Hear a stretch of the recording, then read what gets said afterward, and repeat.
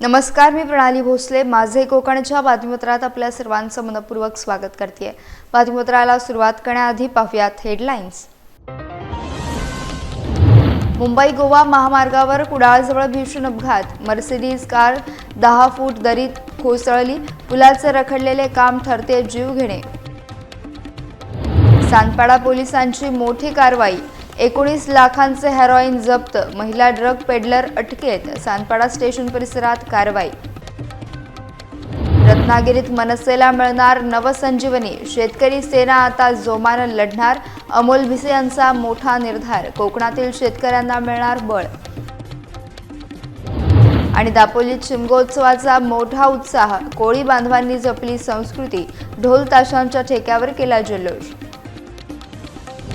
पाहुयात सविस्तर वृत्त. सिंधुदुर्ग जिल्ह्यातील कुडाळजवळील वेताळ बांबर्डे पुलावर पहाटे 6:30च्या सुमारास एक भीषण अपघात झाला. मुंबईहून गोव्याच्या दिशेने जाणाऱ्या एका आलिशान मर्सिडीज कारला पहाटेच्या दाट धुक्यामुळे रस्त्याचा योग्य अंदाज आला नाही. परिणामी वेगाने जाणारी ही कार पुलाच्या संरक्षक कठड्याला तोडून थेट 10 फूट खोल दरीत कोसळली. सुदैवाने या थरारक अपघातात कारमधील 2 प्रवासी थोडक्यात बचावले असून त्यांना केवळ किरकोळ दुखापत झाली आहे. घटनेची माहिती मिळताच स्थानिक ग्रामस्थांनी तातडीने मदतीसाठी धाव घेतली आणि अपघातग्रस्तांना सुखरूप बाहेर काढले. या अपघातात कारचे मोठ्या प्रमाणावर नुकसान झाले असून महामार्गावरील सुरक्षिततेचा प्रश्न पुन्हा एकदा ऐरणीवर आला. वेताळ बांबर्डे आणि पणदूर सीमेवरील हा पूल अत्यंत अरुंद असून गेल्या 6 वर्षांपासून या मार्गाचं काम रखडलेलं आहे. प्रशासनाच्या या दिरंगाईमुळे प्रवाशांचा जीव नाहक धोक्यात येत असून स्थानिक नागरिकांमध्ये तीव्र संताप व्यक्त होतोय. साहेब, इथे दर महिन्याला ॲक्सिडेंट होत असतात. जवळजवळ आता हे 6 वर्ष चालू आहे. अजूनपर्यंत प्रशासनाने इकडे लक्ष दिलेलं नाही. पुढची प्रोसिजर काय आहे ती त्यांनी बघितली पाहिजे. इथलं काय प्रॉब्लेम आहे? इथला रस्ता अरुंद आहे. जो त्यांनी घेतलेली जागा पलीकडे आहे, इकडे जागा त्यांची नाही. परंतु आता ते मंजुरी झाली आहे, पण आतापर्यंत त्यांनी इथे अजिबात लक्ष दिलेलं नाही. जवळजवळ याला 6 वर्ष झाली. तुमची काय मागणी राहिली या संदर्भात? आमची मागणी असते, आमचा मोबदला तुम्ही द्या, रिसिव्ह करा आणि तुमचा रस्ता घेऊन जा. बाजूलाच तुमचं घर आहे. काय तुम्ही नेहमी धोक्यात? नाही, जवळजवळ आम्ही हेच 6 वर्ष हेच सांगतोय की कुठेतरी आमची मुलं बाळ किंवा आम्ही वर्कशॉप धंदा आहे तिथे काय करतोय, गाड्या येऊन पडतायत. आता एकच गाडी नाही, जवळजवळ या 6-7 वर्षात जवळजवळ 7 ते 8 ॲक्सिडेंट झाले आणि मोठी मोटरसायकल 2 व्हीलर झाली ती वेगळी. नवी मुंबईतील सानपाडा पोलिसांनी अंमली पदार्थांच्या विरोधात मोठी कारवाई करत एका महिलेला अटक केली.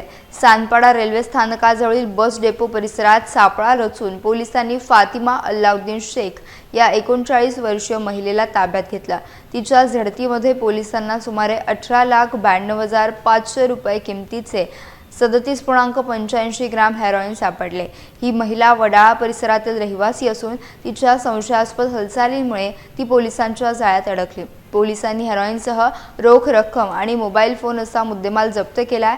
सानपाडा पोलीस ठाण्यात NDPS कायद्याअंतर्गत गुन्हा दाखल करण्यात आला असून आरोपी महिलेला न्यायालयाने 6 मार्चपर्यंत पोलीस कोठडी सुनावली आहे. जप्त केलेले हे अंमली पदार्थ नेमके कोठून आणले आणि ते कोणाला विकले जात होते याचा सखोल तपास पोलीस करत आहेत. या धडक कारवाईमुळे नवी मुंबईतील ड्रग्ज तस्करांचे धाबे दणाणले आहेत. वरिष्ठ पोलीस निरीक्षकांच्या मार्गदर्शनाखाली पथकाने ही कारवाई यशस्वीपणे पार पाडली असून पुढील तपास सुरू आहे. सानपाडा रेल्वे स्टेशनच्या समोरील जे बस डेपो आहे त्या बस स्टॉपच्या एंट्री गेटला एक महिला संशयास्पदरीते तिथे बसलेली आढळून आली. त्यामुळे या पथकाने त्या महिलेकडे विचारपूस केली असता तिने तिचे नाव फातिमा अल्लाउद्दीन शेख व 39 वर्ष, रूम नंबर 08F47 बुद्ध मंदिर समोर वडाळा मुंबई असे तिने सांगितले. आणि तिच्या हातामध्ये जी पर्स होती त्या पर्समध्ये पर्स उघडून तिला दाखवायला लावले असता त्याच्यामध्ये संशयास्पद अंमली पदार्थ असल्याचा संशय आला. त्यामुळे टीमने तात्काळ पोलीस स्टेशनला फोन करून महिला पोलीस सहाय्यक पोलीस निरीक्षक कटके मॅडम तसेच महिला पोलीस शिपाई माळुंजकर मॅडम यांना त्या ठिकाणी बोलावून घेतले. तसेच आम्हाला देखील त्या घटनेची माहिती दिली. आम्ही तात्काळ घटनास्थळी पोहोचलो. घटनास्थळी पोहोचल्यानंतर त्या महिलेची महिला पोलीस अधिकारी व महिला अंमलदार यांनी तपासणी केली असता त्यांच्या ताब्यातून एकूण 37.85 ग्रॅम एवढ्या वजनाचा अंमली पदार्थ मिळून आला। तो तात्काळ त्या ठिकाणी फॉरेन्सिक व्हॅनला पाचारण करण्यात आलं। फॉरेन्सिक व्हॅननी पण त्या अंमली पदार्थाची तपासणी केली असता तो अंमली पदार्थ हा हेरोईन असल्याचे त्यांनी अहवाल दिला। त्यानंतर तात्काळ त्या महिलेविरोधात सानपाडा पोलीस स्टेशन येथे 63/2026 याप्रमाणे गुन्हा नोंद केला। त्या महिलेला मान्य न्यायालयाची परवानगी घेऊन अटक करण्यात आली। पुढील तपास DB पथकाचे अधिकारी PSI धारेराव साहेब करत आहेत। त्या महिलेने तो अंमली पदार्थ कोणत्या ठिकाणावर आणला, ती कुणाला विकत होती, या संदर्भातला सर्व तपास चालू असून पुढील माहिती आपल्याला देण्यात येईल।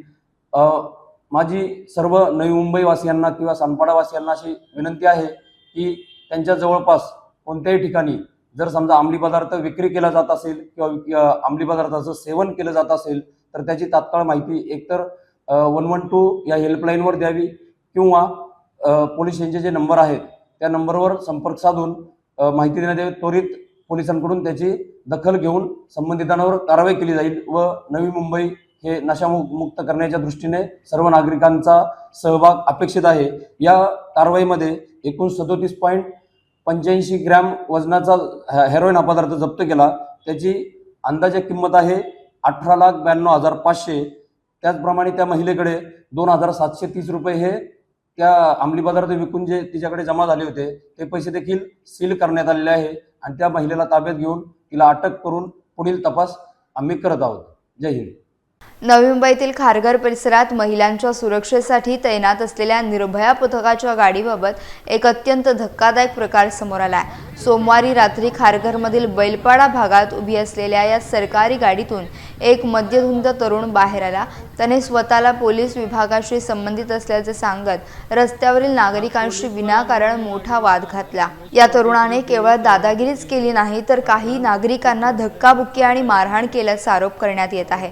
महिलांच्या सुरक्षेसाठी असलेल्या वाहनाचा असा चुकीच्या पद्धतीने गैरवापर पाहून स्थानिक नागरिक चांगले संतप्त झालेत। परिस्थिती हाताबाहेर जात असल्याचे पाहून धाडसी नागरिकांनी या तरुणाला वेळीच पकडले आणि तातडीने स्थानिक पोलिसांच्या स्वाधीन केले। या संपूर्ण धक्कादायक प्रकरणाचा व्हिडिओ सोशल मीडियावर व्हायरल झाल्याने परिसरात मोठी खळबळ उडाली आहे। या घटनेमुळे पोलीस प्रशासनाच्या गाड्यांचा गैरवापर नक्की कोण करतं असा गंभीर प्रश्न उपस्थित झाला असून पोलीस सध्या या प्रकरणाचा सखोल तपास करत असून पुढील कारवाई सुरू आहे। रत्नागिरी जिल्ह्यात महाराष्ट्र नवनिर्माण सेनेला पुन्हा नवसंजीवनी देण्यासाठी पक्षाने आता कंबर कसली आहे। मनसे शेतकरी सेनेचे राज्य सचिव अमोल भिसे यांनी नुकतीच खेड तालुक्यातील लोठे येथे कार्यकर्त्यांशी सदिच्छा भेट घेऊन संवाद साधला। या बैठकीत जिल्ह्यातील पक्षाच्या सद्यस्थितीचा सविस्तर आढावा घेण्यात आला। कोकणातील शेतकरी बांधवांना समृद्धीच्या वाटेवर नेण्यासाठी शासन स्तरावरील विविध योजना तळागाळापर्यंत पोहोचवण्याचा ठाम निर्धार अमोल भिसे यांनी यावेळी व्यक्त केला। खेड तालुका अध्यक्ष मंगेश चाळके यांच्या समर्थ नेतृत्वाखाली शेतकरी सेना जिल्ह्यात आता जोमानं काम करणार आहे। यावेळी अमोल भिसे यांनी स्थानिक कार्यकर्त्यांच्या समस्या जाणून घेत पक्षाला अधिक बळकट करण्यासाठी आवश्यक मार्गदर्शन केले। या कार्यक्रमाला भारत गायकवाड, अमोल माडकर, शेखर दिवेकर आणि सदानंद मोडक यांच्यासह अनेक प्रमुख पदाधिकारी उपस्थित होते। आगामी काळात मनसे शेतकरी सेनेच्या माध्यमातून कोकणातील बळीराजाला सक्षम बनवण्याचं मोठं ध्येय समोर ठेवण्यात आलं आहे। यामुळे जिल्ह्यात राजकीय हालचालींना वेग आला असून कार्यकर्त्यांमध्ये मोठा उत्साह पाहायला मिळतोय। आज रत्नागिरीला येण्याचं कार्य म्हणजे कार्यकाल नव्हता माझा, पण आज होळीनिमित्त मला सुट्टी असल्यामुळे मला एक चला रत्नागिरीला धावती भेट देऊया। आपले जे कार्यकर्ते आहेत बरेच दिवस झालं बोलत होते की बा आमच्याकडे या, भेट द्या, तुम्ही महाराष्ट्रावर कामं करताय, थोडं आम्हाला थोडं गाईड करा। त्या पद्धतीनं मी काय केलं, आज सुट्टी असल्यामुळं मला चला एक रिकाम्या टायमामध्ये एक धावती भेट होते आणि रत्नागिरीमध्ये फेमस सण म्हणजे आज होळी मानला जातो, तेही बघायची आतुरतेनं वाट बघत होतो। तर त्याकरिता मी म्हणलं चला एक राऊंड मारूया। तर राऊंड मारत्या वेळेस बऱ्याच गोष्टी रत्नागिरीमध्ये घडलेल्या आपल्या समोर आलेल्या आहेत। जे शेतकऱ्यांचे प्रश्न आहेत, जे आपले कार्यकर्त्याचे प्रश्न आहेत, XYZ आता कंपनी, MIDC सगळ्या लोकांचे प्रश्न आज माझ्यासमोर आलेले आहेत। ह्या मी फक्त फोनवर ऐकल्या होत्या, आता मी प्रत्यक्ष बघतोय त्या गोष्टी। तर त्याच्यावर थोडं आता वरिष्ठाशी बोलून त्यांच्यावर नियंत्रण कसं करता येईल त्यांचा पाठपुरावा कसा घेता येईल, त्यांना गाईड कसं करता येईल, इथून पुढचं कामाची पद्धत कशा प्रकारे सोपी करता येईल, बोलून सांगून. नाहीतर मग बाकीच्या गोष्टी तर तुम्हाला सगळ्या गोष्टी माहितीच आहेत, आमचा पक्ष काय करतो, कशा करतो. होळी आणि शिमगोत्सवाचा उत्साह सर्वत्र दिसून येत असताना महाराष्ट्र प्रदूषण नियंत्रण मंडळाचे अध्यक्ष सिद्धेश कदम यांनी नागरिकांना महत्त्वपूर्ण आवाहन केलंय. हा सण साजरा करताना पर्यावरणाचे कोणतेही नुकसान होणार नाही याची प्रत्येकानं गांभीर्यानं खबरदारी घ्यावी असं त्यांनी माध्यमांशी बोलताना म्हटलंय. रंगांच्या उत्सवात घातक रासायनिक रंगांचा वापर पूर्णपणे टाळून केवळ नैसर्गिक आणि पर्यावरणपूरक रंगाचा वापर करावा, जेणेकरून आपले आरोग्य आणि मौल्यवान निसर्ग दोन्ही सुरक्षित राहतील. सिद्धेश कदम यांनी विशेषतः पाण्याची नासाडी टाळण्याचे आणि होळी पेटवताना अनावश्यक वृक्ष न तोडण्याचे कळकळीचे आवाहन केले आहे. सण साजरे करत असताना उत्साहात निसर्गाची हानी होणार नाही याकडे विशेष लक्ष देणे ही आजच्या काळाची मोठी गरज असल्याचं त्यांनी आवर्जून नमूद केलं. यावेळी त्यांनी कोकणातील पारंपरिक शिमगोत्सवाच्या निमित्तानं सर्व कोकणवासियांना शुभेच्छा दिल्या. नागरिकांनी पर्यावरणपूरक आव्हानाला सकारात्मक प्रतिसाद देऊन प्रदूषणमुक्त आणि सुरक्षित होळी साजरी करावी अशी अपेक्षा त्यांनी व्यक्त केली. सगळ्या कोकणवासियांना आणि पूर्ण महाराष्ट्रातल्या जनतेला मी शिमग्याच्या मनपूर्वक शुभेच्छा देतो. जरी मुंबईत आम्ही राहत असू पण न चुकता आम्ही कोकणातल्या मातीत जन्मात आलेलो आहोत, म्हणून कोकणातला शिमगा हा न चुकता आम्ही पारंपरिक पद्धतीने साजरा करतो. तसंच यावर्षीसुद्धा आम्ही पारंपरिक पद्धतीने साजरा केलेला आहे आमच्या खेड जामगी गावामध्ये. तर पुन्हा एकदा मी सगळ्या ग्रामस्थांच्या वतीने सगळ्या कोकणवासियांना आणि पूर्ण महाराष्ट्रातील जनतेला शिमग्याच्या खूप खूप मनापासून शुभेच्छा देतो. मला असं वाटतं की लोकांमध्ये जनजागृती फार वाढलेली आहे.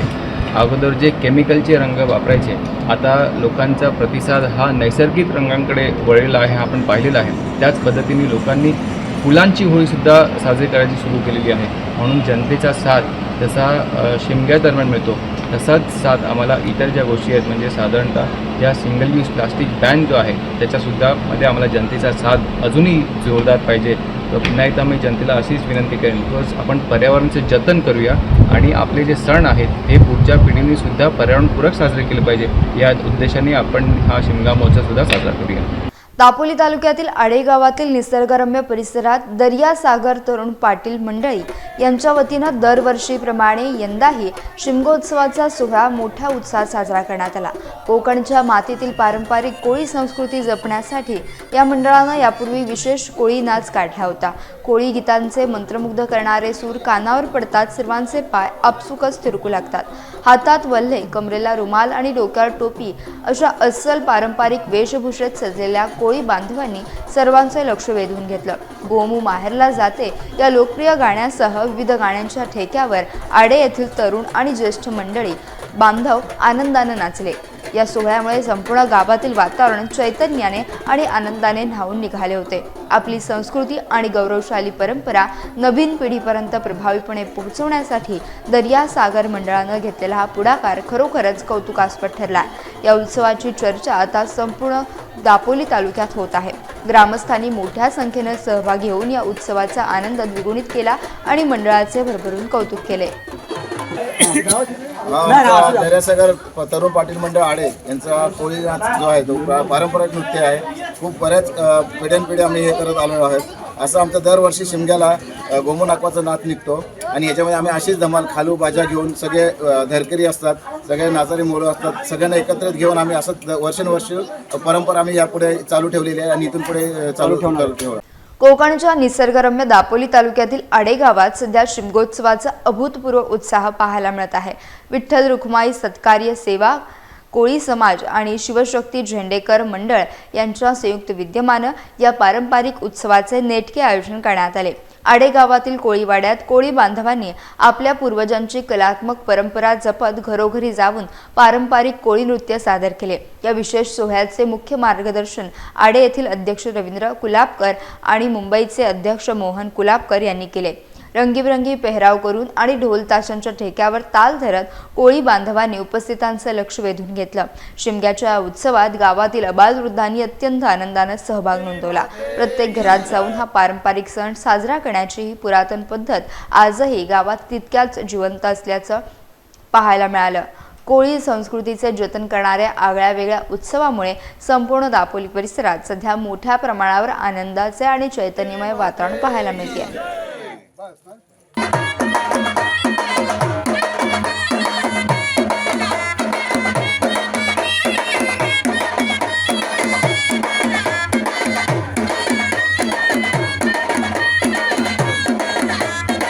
आडे कोळी समाज विठ्ठल सातकरे सेवा कोळी समाज आडे याचा पारंपरिक कोळी नृत्य निघालेला आहे. शिमगोत्सव चालू झालेला आहे.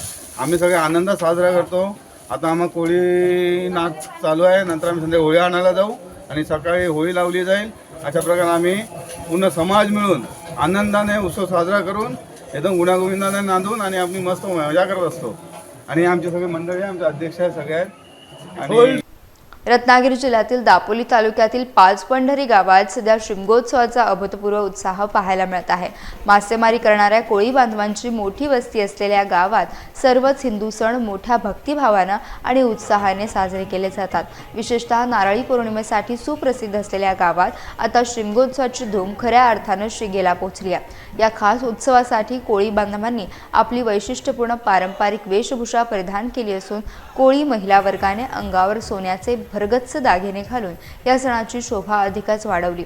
गावागावात डीजे, बँजो, ढोल, सनी आणि टिमकीच्या तालावर कोळी बांधव तसेच भगिनी मोठ्या आनंदानं थिरकताना पाहायला मिळाले. खालूबाजाच्या लयबद्ध आवाजानं संपूर्ण पाचपंढरी परिसर सध्या दुमदुमून गेला. तरुणाईपासून ते अगदी ज्येष्ठ नागरिकांपर्यंत सर्वच ग्रामस्थ या सोहळ्यात उत्साहानं सहभागी झाले आहेत. पारंपरिक संस्कृती आणि आधुनिक वाद्यांच्या अद्भुत मिलाफामुळे यंदाचा शिमगोत्सव कोकण किनारपट्टीवर विशेष आकर्षणाचं केंद्र ठरला आहे. यामुळे पाचपंढरीची संस्कृती पुन्हा एकदा झळाळून निघाली आहे. रत्नागिरी जिल्ह्यातील दापोली तालुक्यातील ऐतिहासिक हर्णे बंदर सध्या शिमगोत्सवाच्या रंगात न्हाऊन निघाले. मासेमारीसाठी प्रसिद्ध असलेल्या बंदरातील सुमारे 850हून अधिक बोटींवर रंगीबिरंगी पताका लावण्यात आल्या असून यामुळे संपूर्ण बंदराची शोभा द्विगुणित झाली आहे. हर्णे बंदर हे जिल्ह्यातील दुसऱ्या क्रमांकाचे मोठे बंदर मानले जाते, जिथे दररोज सकाळ संध्याकाळ मासळीचा मोठा लिलाव होतो. अत्यंत धार्मिक वृत्तीचा असलेला कोळी समाज नारळी पौर्णिमा आणि होळीचा सण मोठ्या भक्तिभावाने साजरा करतो. या उत्सवाचे औचित्य साधून कोळी बांधवांनी आपल्या बोटींची विधिवत पूजा केली असून पारंपरिक पद्धतीनं बोटी सजवल्या आहेत. समुद्राच्या लाटांवर डोलणाऱ्या या सजावटीनं बोटी पर्यटकांचे खास आकर्षण ठरत आहेत. कोळी संस्कृतीचे दर्शन घडवणारा हा शिमगोत्सव हर्णे बंदराच्या वैभवात मोलाची भर घालतोय. वर्षभर अथांग समुद्रात अहोरात्र कष्ट करणाऱ्या कष्टकरी कोळी बांधवांसाठी हा सण खरोखरच आनंदाची आणि उत्साहाची मोठी पर्वणी घेऊन आला आहे. रत्नागिरी जिल्ह्यात सध्या शिमगोत्सवाचा उत्साह शिगेला पोहोचला असून गावोगावी लोकपरंपरेचे अनोखे दर्शन घडत आहे. कोकणातील प्रत्येक गावाची आपली एक वेगळी संस्कृती आणि वेगळी परंपरा असून शिमगा हा त्यातील महत्त्वाचा सण आहे. या उत्सवाचे मुख्य आकर्षण म्हणजे देवांच्या पालख्या. खांद्यावर पालखी घेऊन पारंपरिक वाद्यांच्या तालावर नाचणे ही प्रत्येक कोकणवासियासाठी अभिमानाचे आणि आनंदाचे असते. या आनंदाच्या सोहळ्यात आता राजकीय नेते देखील मागे राहिले नाहीत. लांजा राजापूर मतदारसंघाचे आमदार किरण सावंत यांनी देखील या उत्सवात उत्साहाने सहभागी होत पालखी नाचवण्याचा आनंद घेतला. ढोलताशांच्या तालावर आणि ग्रामस्थांच्या जयघोषात आमदार सामंत स्वतःला रोखू शकले नाहीत. त्यांनी पालखी खांद्यावर घेऊन ठेका धरला, ज्याचा व्हिडिओ सध्या सोशल मीडियावर मोठ्या प्रमाणात व्हायरल होतोय. कोकणच्या समृद्ध लोककलेचे आणि श्रद्धेचे विलोभनीय दर्शन या निमित्तानं सर्वांना घडले. ग्रामस्थांनी देखील आपल्या लोकप्रतिनिधीला उत्सवात पाहून समाधान व्यक्त केले असून या पालखी सोहळ्याची सर्वत्र चर्चा होती आहे. रत्नागिरी जिल्ह्यातील खेड तालुक्यातील चाकाळे गावामध्ये दरवर्षीप्रमाणे यंदाही हुताशनी पौर्णिमेचा सण अत्यंत पारंपरिक आणि मंगलदायी वातावरणात साजरा करण्यात आला. या शुभ मुहूर्तावर ग्रामदैवत देवी महालक्ष्मी आणि देवी जाखमातेचा भव्य होम मोठ्या उत्साहात प्रज्वलित करण्यात आला. हा अलौकिक सोहळा पाहण्यासाठी स्थानिक ग्रामस्थांनी आणि भाविकांनी मोठी गर्दी केली होती. ग्रहण काळ संपल्यानंतर देवीची विधिवत पूजा करून सहाण भरण्याचा पारंपरिक कार्यक्रम श्रद्धेने संपन्न झाला. हा मुख्य धार्मिक विधी संपन्न झाल्यानंतर ढोल ताशांच्या गजरात आणि माता माऊलीच्या जयघोषात देवीची पालखी संपूर्ण गावातून काढण्यात आली. ही पालखी घरोघरी दर्शन देण्यास निघाली. विशेष म्हणजे या उत्सवासाठी मुंबईसह विविध शहरातून चाकरमानी मोठ्या संख्येने आपल्या गावी दाखल झाल्या. याच शुभप्रसंगी चाकाळे गावचे सुपुत्र आणि उद्योजक विनोद वसंत कदम यांचा वाढदिवस देखील सर्व ग्रामस्थांच्या उपस्थितीत मोठ्या थाटामाटात साजरा करण्यात आला। यावेळी उद्योजक विनोद कदम यांचे कुटुंबीय आणि मित्रपरिवार उपस्थित होता। सध्या संपूर्ण परिसरात भक्ती आणि उत्साहाचं वातावरण ओसंडून वाहत असल्याचं पाहायला मिळत आहे।